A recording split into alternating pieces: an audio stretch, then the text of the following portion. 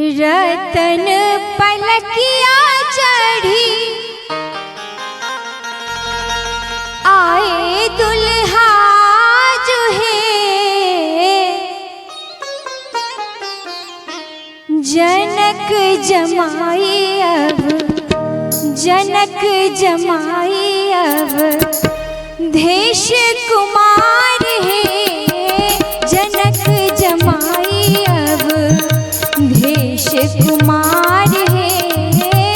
जनक जमाई अब रतन पलकिया चढ़ी रतन पलकिया चढ़ी आए दुल्हा जो है जनक जमाई अब जनक जमाई अब देश कुमार है जनक जमाई अब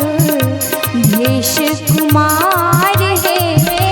जनक जमाई अब।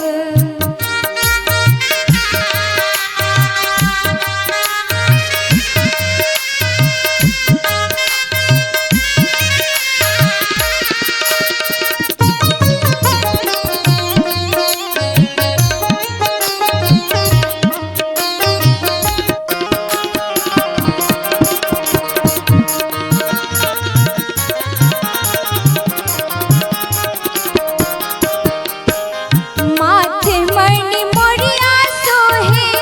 चानन लीलार है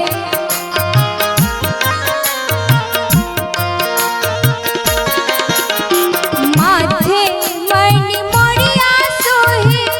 चानन लीलार है धोतिया पियरिया पर धोतिया पियरिया पर जिया बलिहार है धोतिया पियरिया पर जिया बलिहार है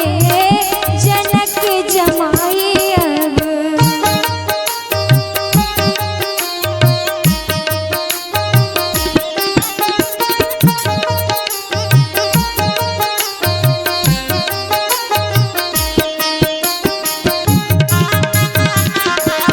जय हो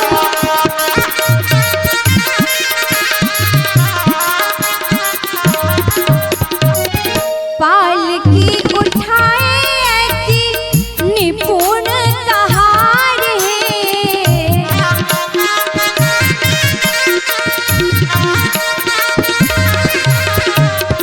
पालकी उठाए नित निपुण कहार है ओम गत आवे राजा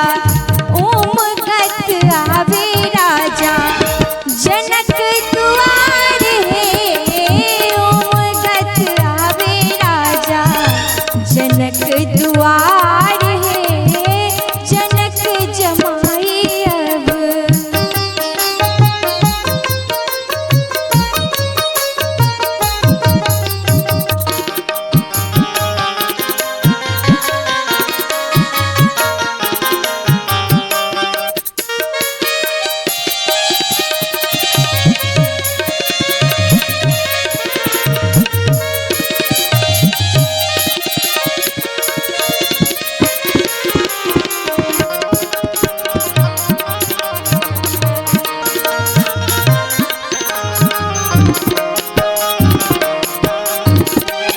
नारायण नर रूप वर के निहार है